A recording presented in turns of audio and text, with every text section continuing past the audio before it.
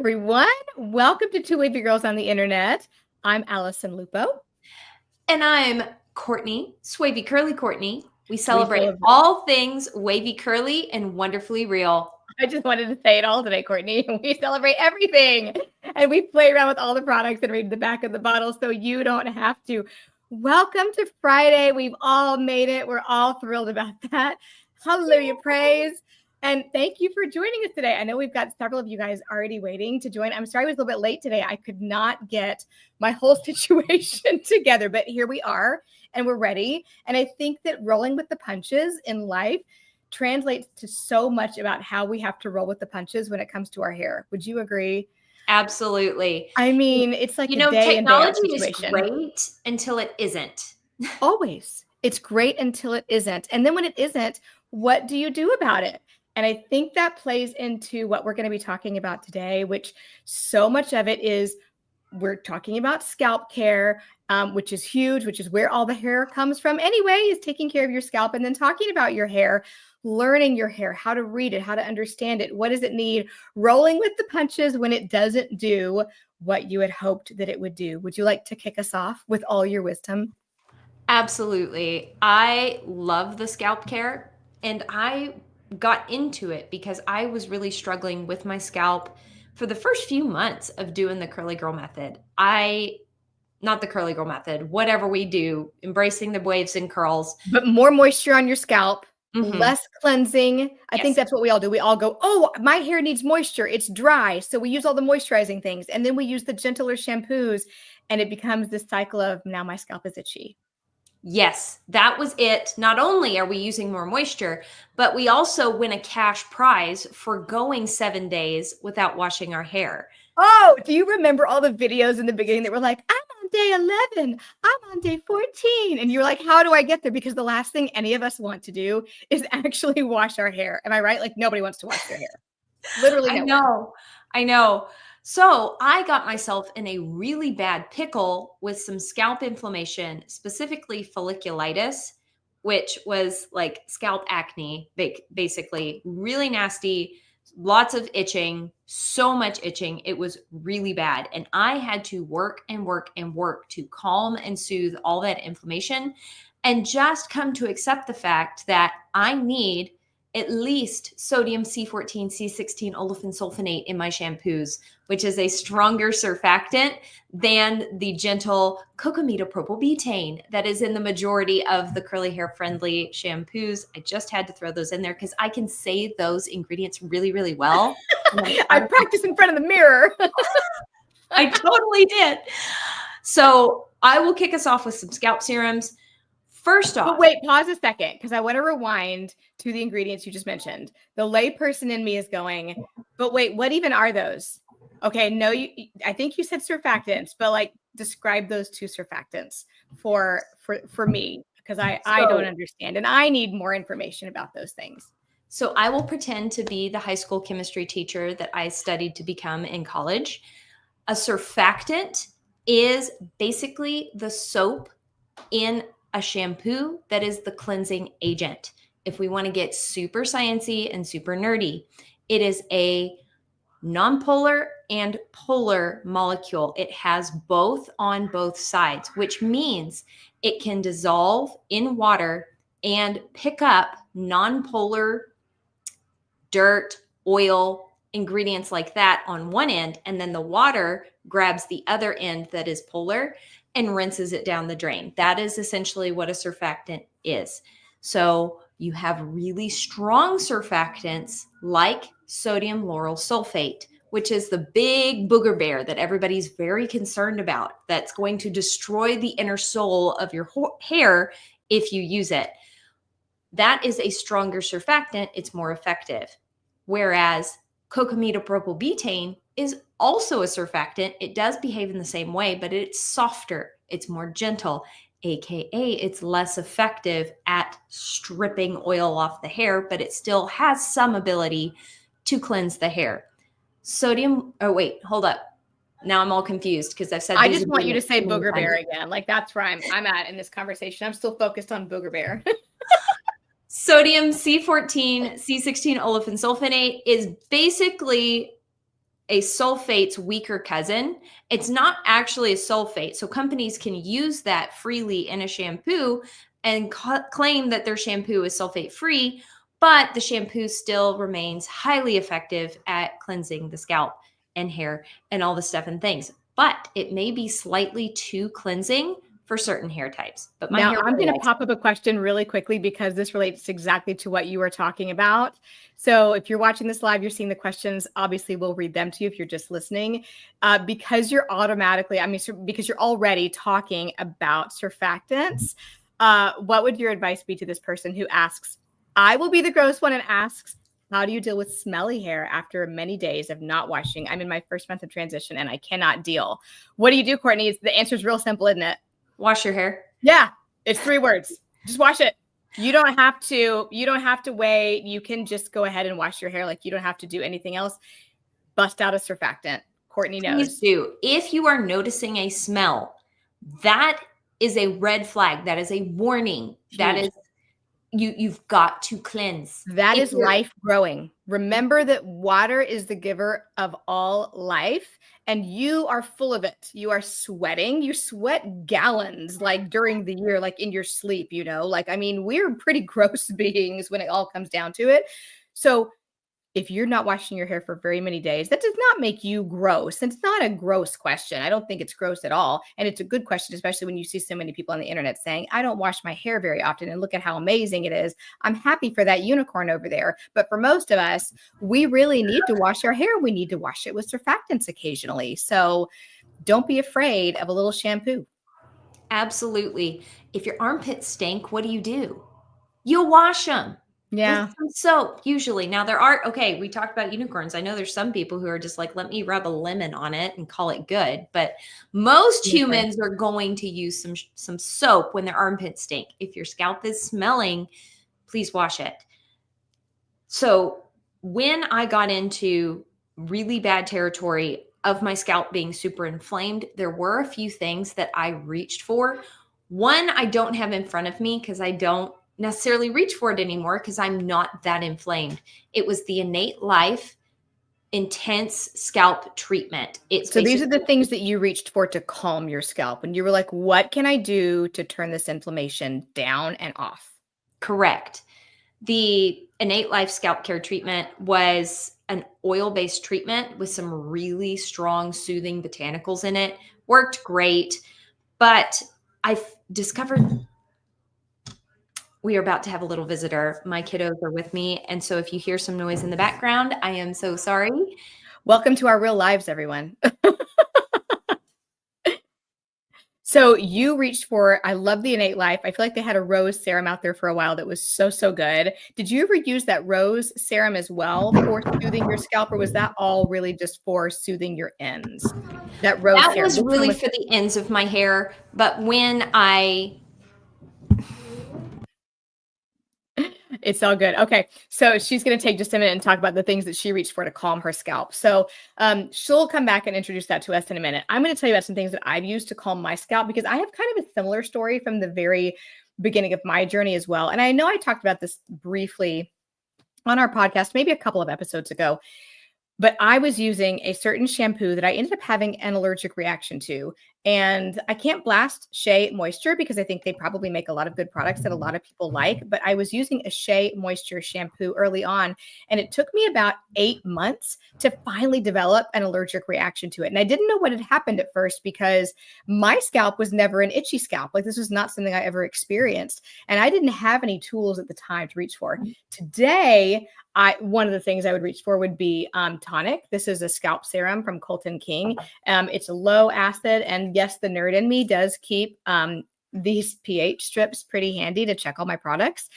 So I know that something, because our pH as humans, we live our skin and hair at a pH of about 4.5 to 5.5, and that would be in this range, this kind of like orangey, yellowy range, if you're watching online and you can see my pH strips. So if you are testing the pH of a product, it should be in here to be in its happy range on your hair. If it's a conditioner that's going to be mixed with water, it needs to be in this more acidic range, which would be kind of around 3, 3.5, 4. And when that mixes with the pH 7 of water, it's going to be in a happy place for your skin and hair. So that's what I would reach for now if I was dealing with that.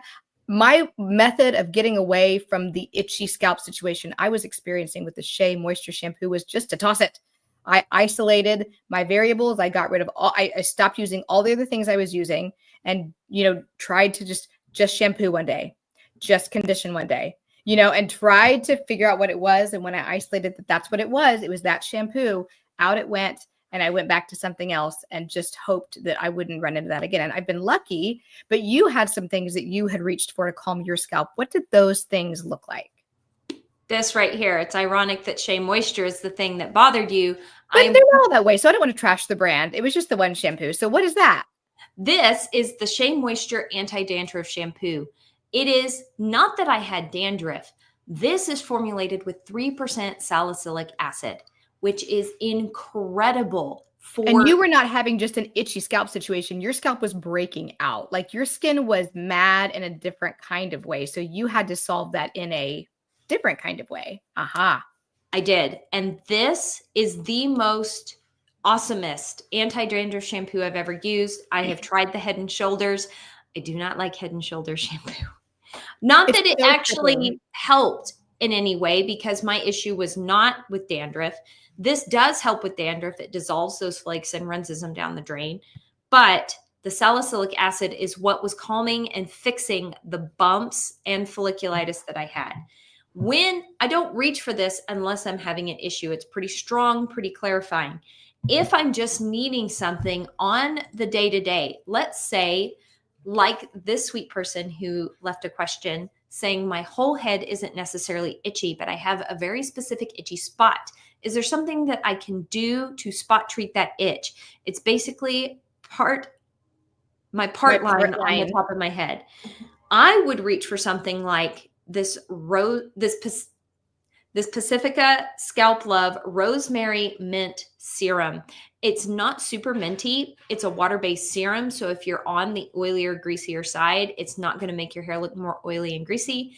It's very, very soothing. Love that it's at the drugstore. There are higher end options if you feel like investing in more spendy products, like the Curlsmith Scalp Stimulating Booster. Really, really like this for soothing as well. It's water-based, not going to make you more oily, greasy. Here's a hack. If your scalp is insanely oily, greasy, and you don't think your shampoo is going to cut it, it's not going to cleanse it, and I don't want to clarify my hair today. I don't want to deal with having to deep condition afterwards because my mid-lengths and ends of my hair are going to be so crispy and dry, but my roots are insanely greasy. I don't know what to do. Use an oil like this one, the Myel Rosemary Mint Scalp and Hair Strengthening Oil. We have all the names all the time with all the drugstore products. This is something that you can put a lot of on your scalp before washing. I'm talking like 5 to 10 drops on your fingertips. Massage it into your scalp. You can drop a drop in one spot, part your hair in a new location, drop another drop. Really massage this oil into your scalp. Take your time, about 5 minutes massaging about 10 drops into your scalp before you wash. Why? Because like dissolves like. High school chemistry teacher coming at you again. I love it. Oil dissolves oil. So this is the Korean cleansing method. Oil dissolves oil. And then when you go in with your gentler, curly hair friendly shampoo that is sulfate free, it's going to work so well because the oil that you've already put in your hair with the rosemary and mint oil from Myel, it's going to help pull all of your nasty, gunky sebum out. You would think that you've just added more oil to your issue and it's going to be harder to wash your hair and get your scalp clean. It's not the case. Like dissolves like. This helps a lot. That is so fascinating. And I love those ingredients as well, because those are going to really soothe the scalp. They're really going to help purify that whole environment, that whole microbiome that you have going on in here. So that's so important. I love that. I was going to add something to that. Now I can't think of what it was. I know what it was. So I think people have itchy scalps for different reasons. Let's talk a little bit about that. So people will have itchy scalps because you're bringing up an oil made me think of that. I am not an itchy scalp person. So a lot of the time I have to go, okay, people who have itchy scalps, why do they have itchy scalps? For some, it is that they have a lot of hair. And I know that sounds like not a reason, but I do find that among my clientele, those with the scalp issues or the itchy scalps are almost always the ones with a lot of hair. And it's that, again, remember I said water creates life when we started this. If your scalp is staying damp on your wash day for a long time, just because your hair is so thick and dense, there's a good chance that you're going to be growing something on that scalp and it's going to be itchy. Or when your hair is so incredibly dense that the moment you sweat even a Ooh. iota, it is trapped on the scalp because the hair's so dense, it's not going to evaporate. You're creating a humid environment. Again, even if you're doing a fantastic job of diffusing your hair and getting everything really nice and dry on wash day, if you've got really high density hair, the Yep. instant you sweat, you're back in a pickle.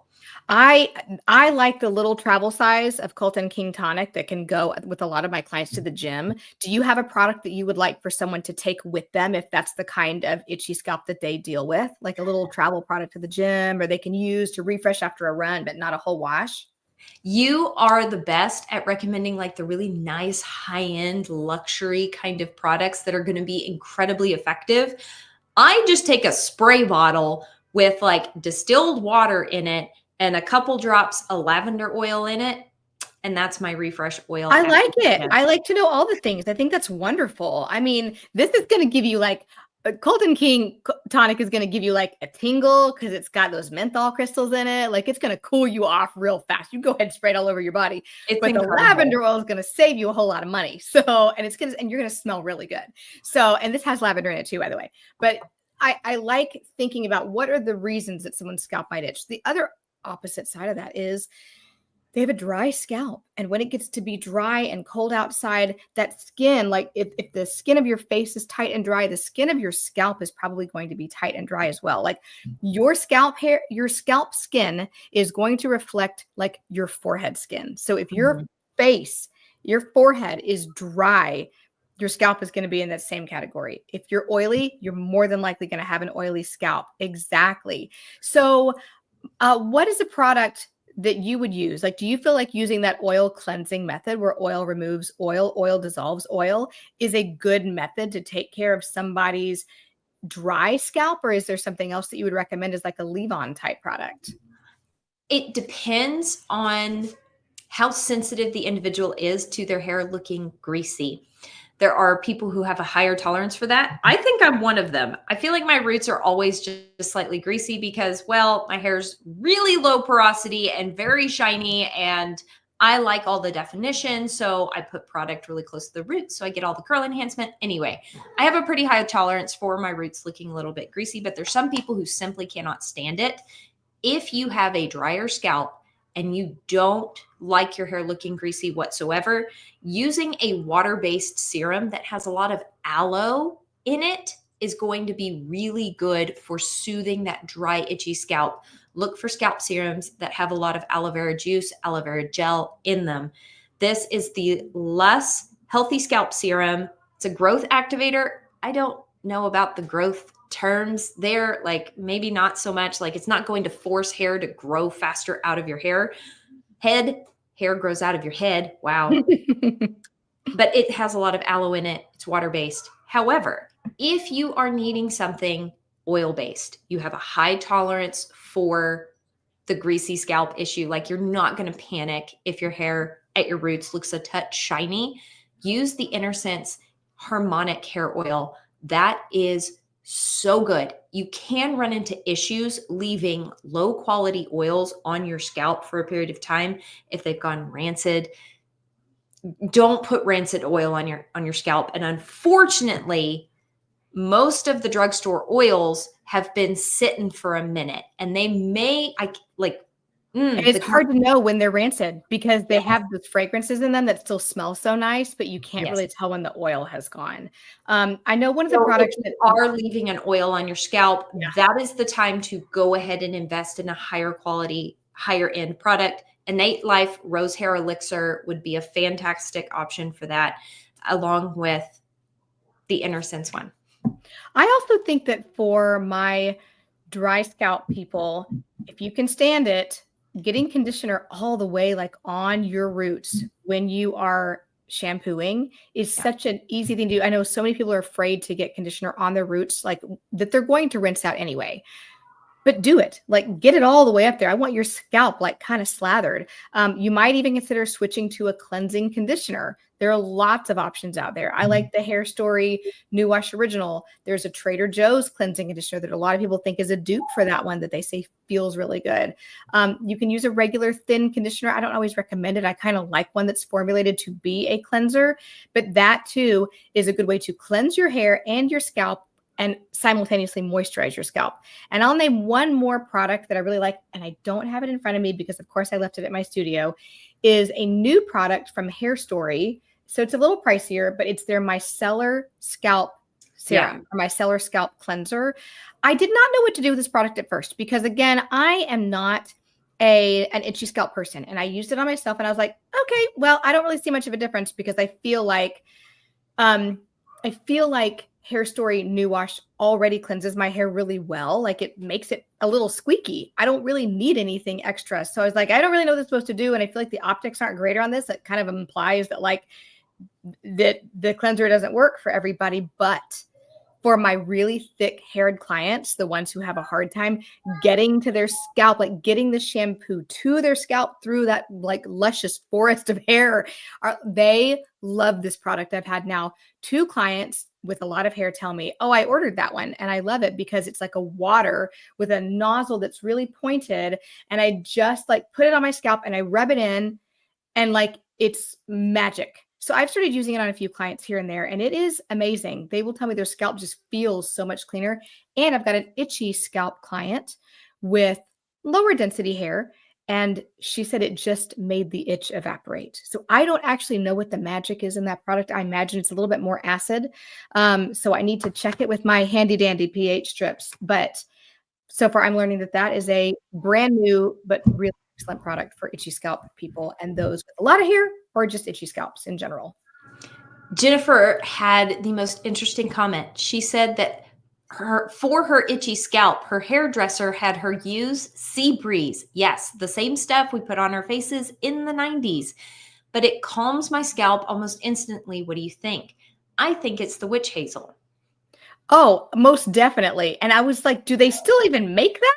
I haven't seen it in a long time. That's wild. Most definitely the witch hazel. Maybe the blue dye number 40 or whatever's in it also probably can't hurt. But you know, why not? I mean, I'd throw some sea breeze at my head. I bet it feels really cool too. I can't remember what the fragrance is, but I feel like it had sort of a mentholy type situation there too. So that probably also is not hurting. Love it. The last tip I wanted to give about scalp care that I personally know of that has worked and served me so well, and I wish I had the product in front of me. It's the My Hair Dance dry shampoo for my oily, greasy gals who just want to make it like wash their hair not every single day. You want to at least get one day out of your hair where you're not having to do something. That is the dry shampoo that works best if you have a persnickety scalp. It's curly hair friendly. There's no drying alcohols in it. It's basically colloidal oatmeal as a dry shampoo. If you're worried about littles being around while you're putting your dry shampoo in your hair, you don't have to worry about this one. It's safe to eat. I love the My Hair Dance dry shampoo. That colloidal oatmeal is incredibly soothing and absorbs some oil and grease. They have a blonde hair version and a brunette version. So there is all the things that Where do you find that? Do you find that on their website? Are they on Amazon? Where do you find them? Except we're not supposed to be shopping on Amazon or anywhere today. We're not supposed to be spending money today, right? There's like some kind of shopping ban. Do you hear about this? Okay. No, I have missed that. I feel bad. I'm like, oh, I'm not supposed to talk about Amazon today. We'll have to talk about that later then. So where do you find the My Hair Dance dry shampoo? Is it on their website? They have a website and you can get it on the Oh Blessed Amazon. The Oh Blessed Amazon. Okay. I actually have a dry shampoo to recommend also. So this is a new one. You know, mine's going to be high end because I'm a stylist and I sell these products and I love them. But I only sell them because I love them. So Colton King has just come out with a hair powder that contains some really interesting ingredients. So they've had a hair powder for a long time. This is a dry shampoo. You can use it on wash day, like create volume and lift at your scalp. What I love about it is that it has this little pump. And I know that most of them have pumps, but for a long time theirs didn't, because they're really trying to avoid plastic in their packaging and their whole delivery system. So for a long time, it was just like a shaker, like a salt or pepper shaker. And you would do this, but I would smack myself in the head with it. So I was not really enjoying that. So when they added the pump, I was like, okay, I'm going to give this another shot. But they also reformulated it. This now contains, so they use arrowroot powder. They use bentonite clay. And then what was the other thing? A hydrolyzed cornstarch. So those are the three agents that are going to absorb that oil on your scalp. So don't be afraid if you're really oily to use this. I always tell everybody, use your dry shampoo the night before you know you're going to need it, because then you will wake up with wonderful fresh hair and not an oily scalp that you're then trying to tame, right? I bet that stuff feels really silky in the hair, like really nice and silky. It really does. And it's such a fine, fine powder. The other ingredients that I think are so nice in here are calendula, which is going to really soothe your scalp. So that's a very nice soothing. It's anticipating you're going to have an itchy scalp, but also phospholipids. So it contains these little bitty tiny microscopic like phospholipid, almost like granules, that when exposed to your hair sebum, burst on contact and provide a soothing feeling to your scalp, which I think is just the neatest thing. So this was a really well thought out product. I didn't even know technology like that existed. So when I was reading about this and learning about it, it's like, okay, this is a really interesting product I need to know more about. I'm not even stocking it in my salon right now, but I clearly need to. But it's beautiful. I think it's a really cool product. They used to have a brown hair version and a blonde hair version, but I don't know if they do anymore. But for itchy hair, itchy scalp people that also are oily, don't be afraid of a good, clean, dry shampoo. And then I have one shampoo I wanted to recommend before we moved on to something else. This shampoo was sent to me a long time ago from Naturally Curly, and I just really loved it. And my husband uses it now. I do find it on the blessed Amazon. It is Vitabrid C12 Scalp Shampoo. And I love the ingredients in this because for itchy scalp people, this contains, let me find it, copper tripeptide. I mean, copper is so soothing on your scalp. Courtney, you probably know more about the chemistry there than even I do. It has salicylic acid, so it's going to fight any kind of breakouts, like witch hazel probably would. It also contains menthol, so it's going to make your scalp feel cool and soothed, like on contact. I just have really loved this shampoo. I think it's excellent. Half of the ingredients are in, I don't know, Korean or something, if you're looking at this with me. So I'm not quite sure where this comes from, but it is an amazing shampoo.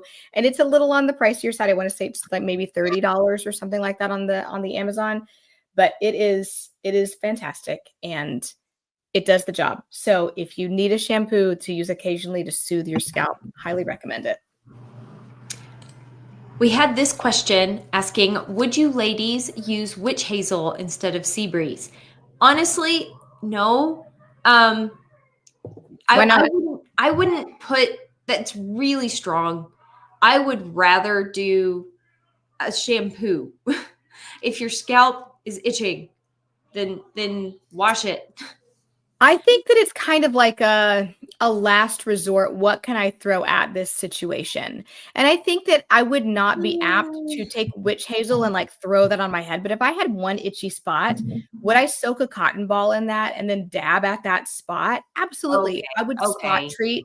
It's not going to hurt you. Like, I really wouldn't recommend. I know a lot of people, let's talk about this, Courtney. Would you wash your hair with baking soda? No, but this is a big thing on the internet. And sometimes the internet does not tell us the truth. Now, here we are, two wavy girls on the internet talking about things, but really you can trust us. Really, you can. But really, don't wash your hair with baking soda. The pH is way too high. Like we talk about going back to my dorky pH strips over here, right? This is all kind of like acid and neutral territory. Well, when we flip it over to the other side, these are all of our alkaline numbers. So baking soda is going to put you up into like the 8, 9, 10 area. And that, Allison, what happens when you expose your hair to a really basic environment? When you expose your hair to a very basic environment, you're basically straightening your hair. You are opening that cuticle so far that you can straighten it. You can put color on it. Like that is what those services actually do. You can pull color out of it to lighten it. So when you do that to your hair over and over again, as baking soda is going to do, you're going to be left with a cuticle that like a door has been open and closed and open and closed and open and closed over and over again until it's kind of permanently damaged. So remember that even though baking soda seems natural and baking soda seems like, but it's so convenient and so easy, it is not the product that you want to use to actually wash your hair. There are so many good shampoos out there that you can use instead. Definitely reach for one of those. All price points. Like what would your, Courtney, like your top 3 shampoo recommendations be for someone who's trying to gently clarify, but also soothe an itchy scalp? This is a super effective treatment. It was very, very soothing. The As I Am Dry Itchy Scalp Co-Wash. I've heard such good things about that one. Yes. Yes. So excellent at incredibly soothing inflammation. And it's a pretty darn effective co-wash cleanser for even people who are oily, greasy. But if you're coarser, drier hair type and still need that, that is incredible. I would recommend using a conditioner after that co-wash. That's how cleansing it is. The other one would be the Shea Moisture Anti-Dandruff Shampoo. Absolutely incredible. Very, very soothing. It really hits the reset button on inflammation.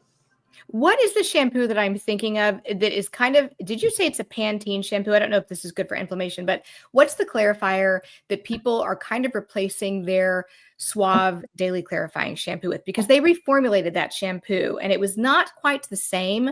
Mm-hmm. Is it a Pantene shampoo that I'm thinking of? Pantene Volume Shampoo. Yes. It's good. It's very, very, very heavily fragranced. Okay. And yeah. And that can irritate scalps. That can irritate exactly. skin. If you are in the middle of an inflammation storm with your scalp, you're dry, you're itchy, let's not pile on a whole lot of fragrance in that moment. Right. I agree. And I've heard some people say that As I Am cleanser can be a little heavy for their hair, or it maybe left their hair a little bit oily. But again, like Courtney said, if you're in the middle of a scalp itchy storm, like throw something at it that's going to soothe it. And then you can get back to your routine after that. So your scalp is so important. Take care of it. Wash your hair enough. I'll say this because this is one thing we haven't touched on. Wash your hair at least twice a week. For me, if not for anybody else. Just when it's been 3 days, I want you to think to yourself, Allison said I should wash my hair.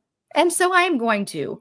And just go do it, because if you wait too long and your scalp is itchy because of that, then you're chasing the itch. And then what's going to happen is you're going to wait 1 or 2 days to wash your hair again, and you're going to find your scalp is still itchy because whatever it was that was making it itchy is still there. So you almost have to stay ahead of it. Like in my family, we talk about it as like allergies or an asthma attack or something like that, because the things that are in my family, you have to stay ahead of those things, because if you're behind them, the same goes for all of us women who are listening to this, cramps, you got to stay ahead of those little things. Oh, yeah. You know what I mean? Because if you're behind it, you're in a world of trouble. Your scalp is the same way. So respect your scalp. I know you don't want to wash your hair.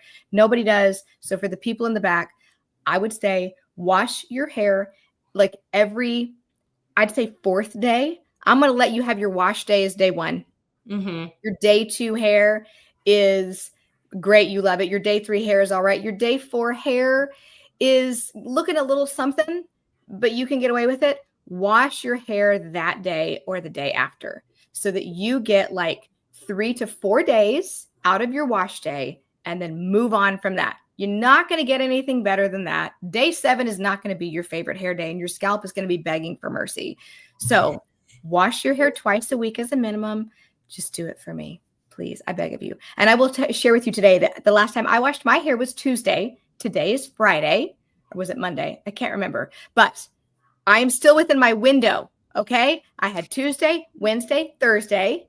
Okay. And now here I am today. But I think we're going to be moving on soon to talking about reading your hair. And so for this podcast, if you're watching, because you know I always got to throw something at you, Courtney, I refreshed one side of my hair today. I'm going to scrunch it out real quick. right before we got on the call, but I didn't refresh the other side. I think they both look fine. Yeah. But I looked at my hair in the mirror before we got on this, and I was like, okay, what does my hair need? If I wanted it to look a certain kind of way for this podcast or for a meeting or for something I needed to do, if I wanted to bring it back to life and I understand my hair and I know what it needs, what am I going to do? So I'm transitioning into how to read your hair, unless you had anything to add about scalps that you wanted to touch on before we moved on. I was just listening to you and thinking, yes, that is exactly what happened to me. I was convinced that somebody was going to show up at my front door with a cash prize if I didn't wash my hair for 7 days. And so I was like slowly trying to wean myself into going 7 days without washing my hair, because that's what everybody told me. They told me that I could scalp train, that I could train my hair to produce less oil somehow magically. The fairy dust did not land on my head. I would go 2 days without washing my hair. My hair would start to itch, but I'd be like, nope, I'll just power through and I'll go to day 3. The fire inferno would start roaring and I would not be able to take it anymore. And I would go ahead and wash my hair. But then literally right after I finished washing my hair, maybe 30 minutes after I'd fully gotten my hair dry, sat there, had a moment's peace with no itching, it would start itching again because the inflammation, the inferno would already started. It's exactly like what you said. I 1000% agree. Here was my solution to that, because I could not have the mental bandwidth to style my waves and curls every single time my hair needed to be washed.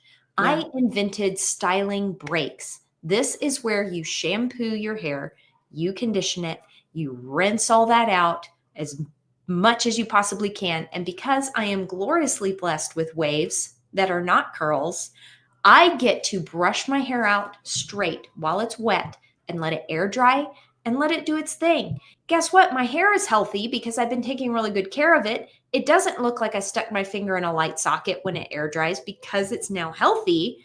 And I took a styling break. My scalp's healthy. I'm happy because I didn't have to style and my hair looks okay. You know what? I love that. And I would add to that, what I've started doing, which I think everybody does this now. I didn't know this was a thing, is I will take a shower, clean myself, not my hair. And then the next day I will just wash my hair. And I only know that people do this because everybody started talking on the interwebs, on the internets, on the socials about the everything shower. And Yeah. I was always an everything shower or nothing, it was like all or none.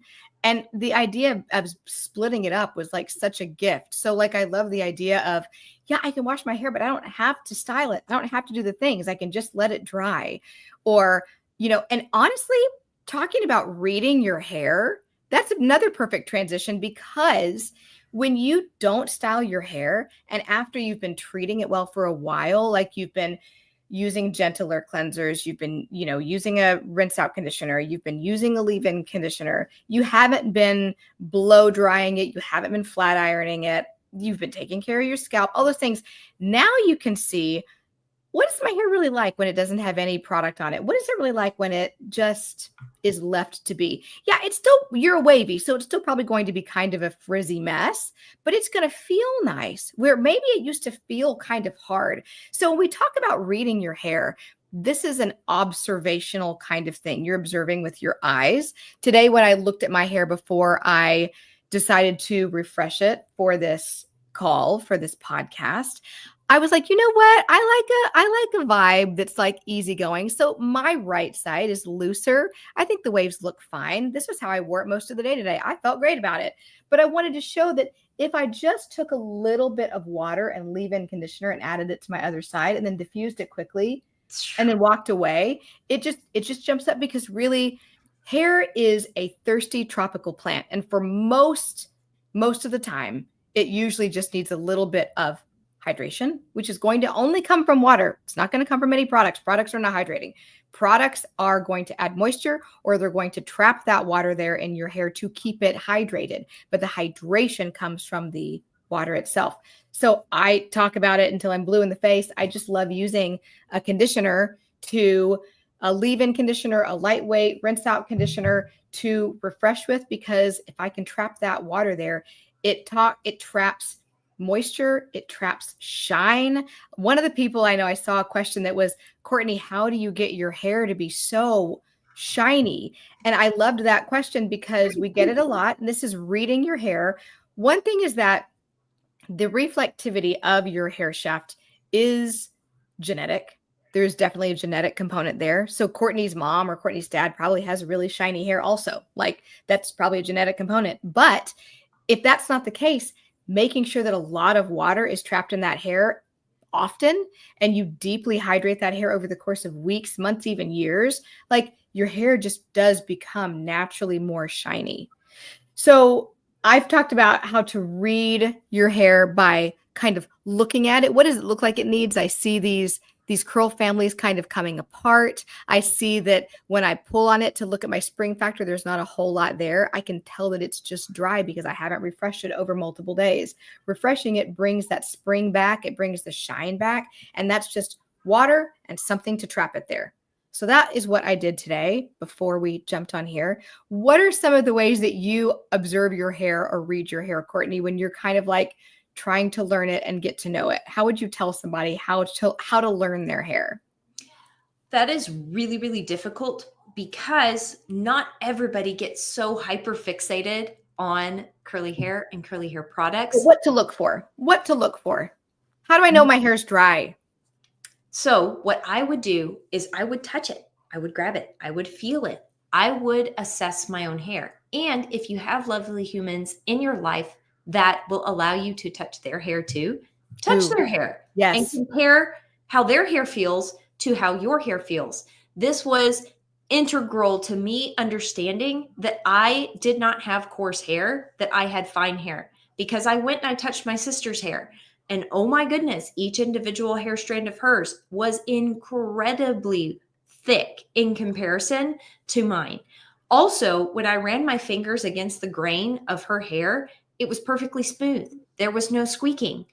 My hair, when I ran my finger against the grain, it squeaked a little bit because that hair cuticle was slightly lifted because my hair was in a slightly more damaged state than hers was at the time.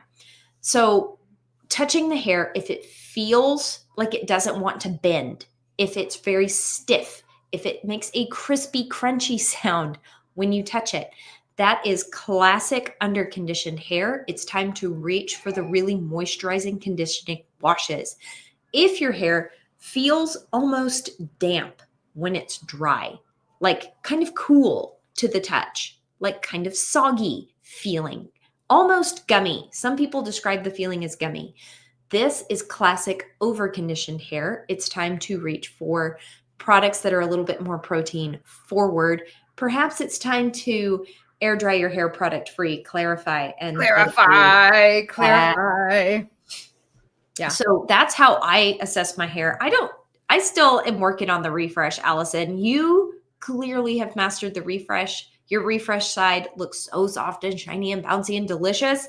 I'm still working on that, as it's one of my resolutions for 2025. You just have so much hair. You got to do a refresh in sections. I mean, when you have a ton of hair, you have to do everything in sections. I prefer like an underneath and a top just to get coverage, you know? Yeah. So that's what I would say. Like, and that's another just observation and getting to know your hair. Do you have a lot of hair? Like, do you find that when you put product on your hair, it just disappears? Like, where does it go? You know, we talked a lot in one of our recent podcasts that the number one thing that we see people doing is not using enough product. And I saw a client earlier this week who wasn't really new to wearing her hair wavy or curly, but new to trying to understand it. And she had a lot of gray hair coming in, and that gray hair was curly. Like, it had way more texture than all the rest of her hair. So while she's like maybe 20% gray, can you imagine having 20% curls come in where the rest of your hair is swavy like yours and very smooth? Like, that would be like, what do you even do? Yeah. So you have to observe and go, okay, now what can I do to fix this problem? It's constantly problem, solution. But first you have to identify what the problem is. So that's really just breaking it down. Okay. All right. So if my problem is my hair is looking a little bit lackluster, it's not bouncing, what do I need to do? Well, let me try to refresh with some water and some leave-in conditioner. Okay. Well, my hair is fly away at the top. I noticed that my curl families are small. They're not staying together. You probably need to use more product. So identifying that problem and saying, this is the issue I'm having. What can I do to fix it? Observation is so important. That's looking at it, that's touching it. Does it feel rough? But sometimes coarse hair that is on the stronger side can be beaded. Each individual hair can have little beads on it. It just grows that way. That can feel rough to the touch. So that's a little bit more challenging to kind of get to know. But if you condition and condition and condition, nothing really changes. It might be a case of your hair just has a certain kind of texture. It's not necessarily hair that's going to be soft, and that's okay. But what can you do to still take care of it? And I think that's the real challenge that a lot of people face when they are getting to know their hair is they expect it to either be something different than what they want, or they expect it to become something different from what they have. And those two things don't always happen. So you have to learn and accept. If that Yes. makes sense. I don't know if I'm explaining that well, but it's like it's accepting what your hair is. So we have a friend that asks, is it bad to diffuse your hair daily? I don't think so. I mean, I think of your diffuser as being your heat protectant. Honestly, you don't have direct heat right on your hair. What are your thoughts? Do you feel like that would be a bad thing? Like, I feel like that's perfectly fine. There's this whole concept that it's bad to get your hair wet every day because you're going to cause high growth fatigue. And therefore also adding heat to the hair to try and get it dry so that your hair's not going to do the high growth fatigue thing because it's wet. But then also now we're applying heat to the hair every day. That must be terrible. I disagree. I think that a light misting of water on the hair is totally different than super soaking the hair and getting it fully wet every day. If you are just adding a touch of water to your hair and then a touch of leave-in conditioner to it and diffusing it, no, it's not bad. You're not going to be causing a problem because, like Allison said, it's not direct heat. It's not direct heat. You're not flat ironing it. And who is the person out there that got everybody scared of high growth fatigue? Can we just for a second talk about how rare that probably is? I think probably 37 people in the United States have gotten high growth fatigue out of the millions of us. Like nobody is in getting the last 10 years, 37 in the last this 10 is not years. happening. Okay, so high growth fatigue is out. Nobody's talking about that anymore. Don't deep condition overnight. Don't sleep with your hair wet in a plastic bonnet. You'll be okay. Yes. So let's not wash your hair. You like that book? What is it called? Like Girl Wash Your Face or something? I'm gonna say Girl Wash Your Hair. We're gonna adopt that. We're gonna call this episode is gonna be called Girl Wash Your Hair. That's what we're gonna call this one. I love that so much.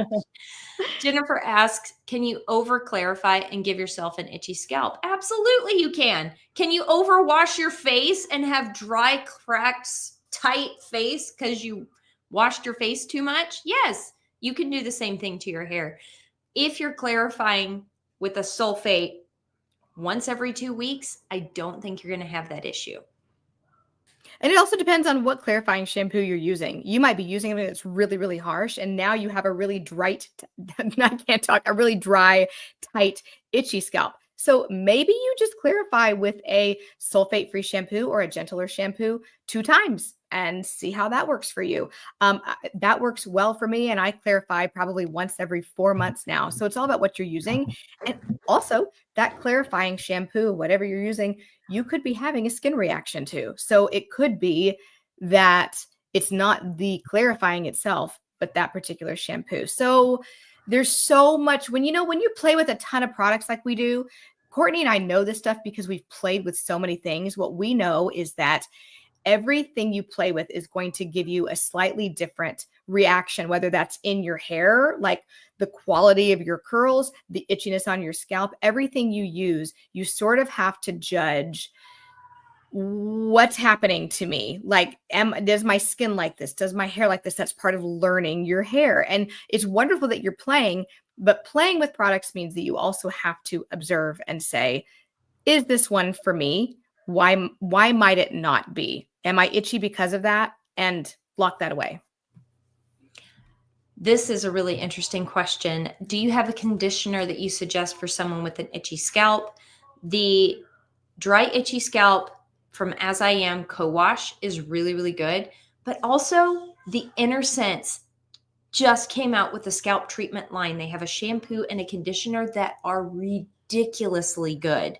So if you're looking for a higher end conditioner that is scalp friendly, Inner Sense, please thank me later. It's incredible. I can't believe I'm going to do this, but you just recommended Inner Sense, and now I'm going to recommend Trader Joe's. Did we just switch bodies? I love that so much. What about the like Trader Joe's tea tree tingle? Like, that's good stuff too. Okay, like I love my children and I've been letting them use Inner Sense forever because I can get it at a hairdresser price. But those little things, I love them. But if I find more Inner Sense conditioner on the floor of their bathtub, I'm going to know. So now it's Trader Joe's all day long. I'm like, here's your $3 conditioner. Here's your $3 shampoo. I think it's $3 or $4. But their tea tree tingle conditioner is actually really soothing for someone with an itchy scalp. So I recommend that one too. Is it okay to use a sulfate-free shampoo every day and not having to clarify because my scalp is always clean? It can be.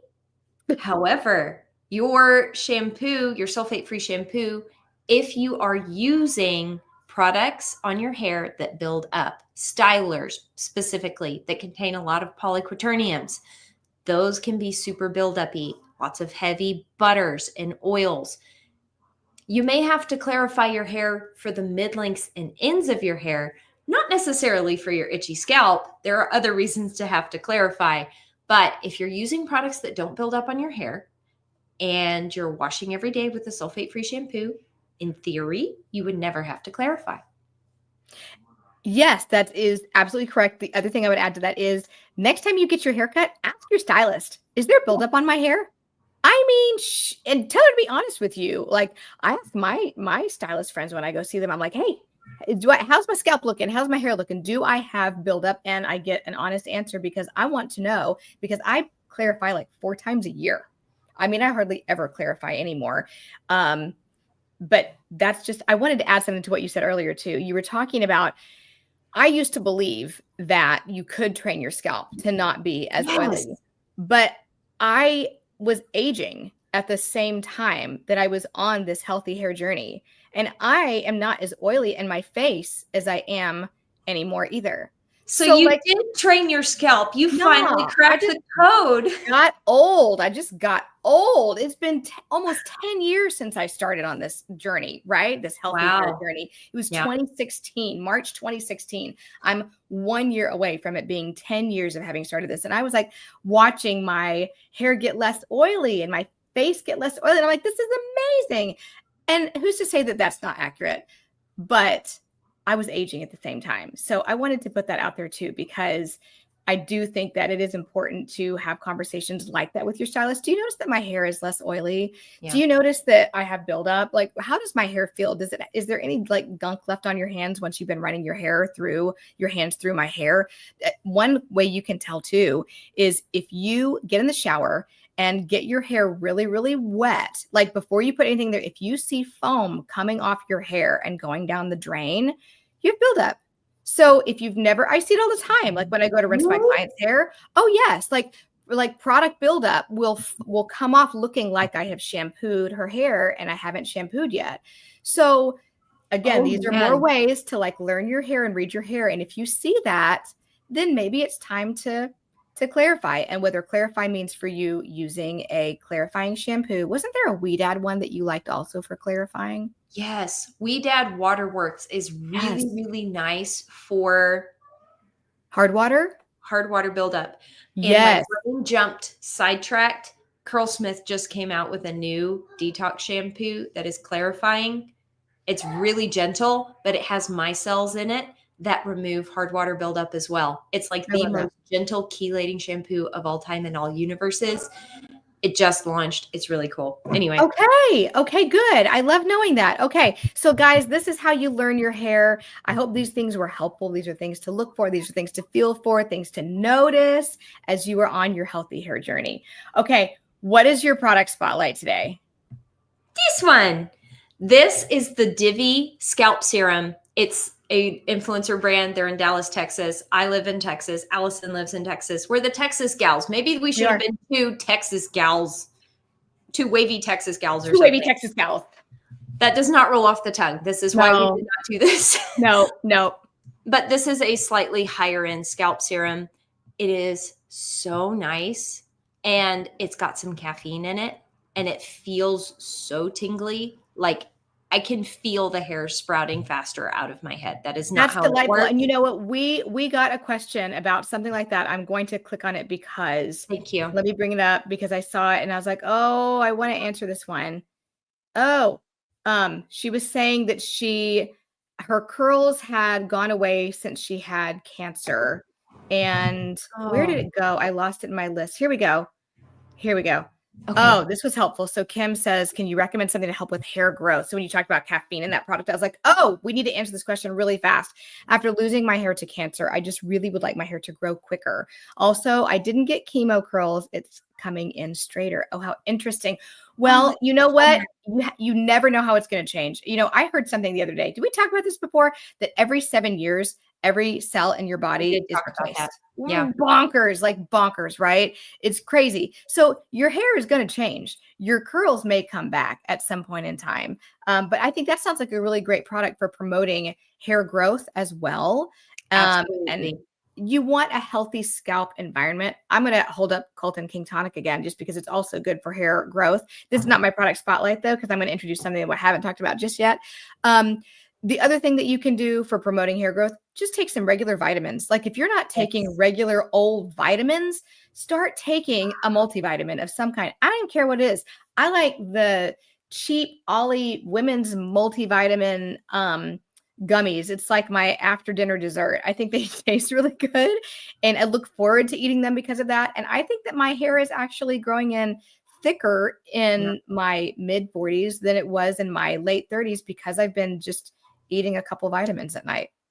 Vitamins, get your protein, drink your water.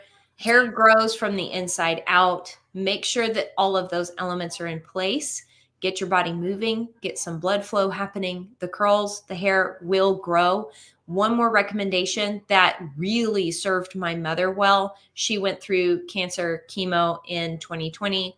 She didn't lose all of her hair, but she lost a vast majority of it. And it was not growing back. It should have. It had been 8 months since her last chemo treatment and nothing was coming back. And she was really discouraged. She started using hair care from a brand called Keratin, spelled with an O. And instead of keratin, it's Kerotin. Kerotin. That's it. Thank you for spelling live on the internet. I'm a spelling bee champ. Are you really? No. You had me. You were so confident. No, I'm pretty good at spelling. I'm pretty good at spelling, but I was oppositional when it came to the hard word, and I spelled the other meaning of it just to see what would happen. I was in the second grade. That is fantastic. See, I don't do math live on the internet, and I don't spell live on the internet because I cannot do those things correctly. Thank you for taking the bullet and spelling that. Sure. Keratin brand, incredible, really helped her hair start growing back within 2 weeks of using the products. There was new hair growth. Don't know if it was a coincidence or if it was the hair products, but they were formulated for scalp and they worked really well. Divi would be another really nice one as well for stimulating hair growth.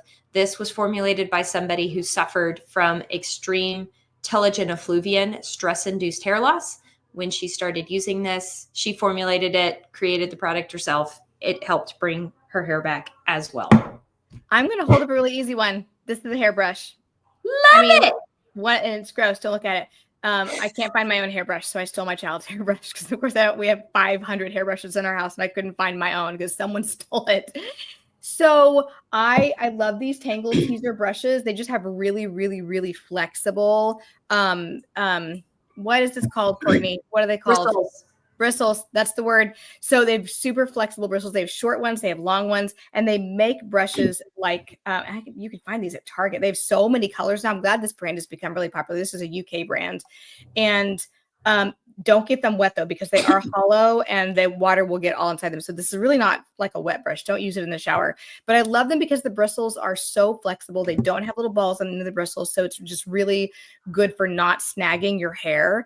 And it feels so good on your scalp. So as we're talking about scalp care, like I'm not one who brushes my hair all the time, but man, sometimes I think, gosh, I really want a good like scrub on my scalp. Like I love the Innocent Scalp Scrub. That's another product I could have mentioned. We were talking about scalp care, but brushing your hair, honestly, like it's something we used to always do. Why don't we do it ever anymore? Like if you feel like you want it, you should probably do that. So stimulate your scalp, exfoliate a little bit with a good brushing session, like before you hop in the shower or something, and just like enjoy like brushing your hair like you did when you were a little kid. There's a reason you liked it. Like enjoy. Felt good. Yeah. Yeah. Well, I hope this episode was really helpful to you guys. I know we had a lot of fun recording it. That is all for us tonight. This was episode 9. We have one episode left to go. I have no idea what we're going to talk about yet. So you know what? Maybe we should ask for recommendations. Like maybe we should have like a listener call-in kind of show. Like I wish we could do that. That would be really, really fun. So send us your recommendations for what we should cover in our last episode of season 1 of Two Wavy Girls on the internet. And let us know if you'd like for us to do a season 2. We have really enjoyed doing this, and maybe we'd consider doing it again if that's something you guys would enjoy. So let us know. Let us know what you'd like us to talk about next time. And just to let you all know, if you're planning on joining us next Friday, we're actually going to skip a week and do it the following Friday. So mark your calendar. Remember that we will not be doing this next week. It's a little spring break situation, I think, for just about everybody. So we're going to skip March 7th, and we will be back on and live at 5 p.m. for episode 10 of season 1 of Two Wavy Girls on the internet at 5 p.m. Central Standard Time on March 14th. So we will see you then. As always, we hope you are having an absolutely fantastic day, and we can't wait to see you for the last episode. Happy Friday, guys. We'll see you again in a couple weeks. Bye. Bye.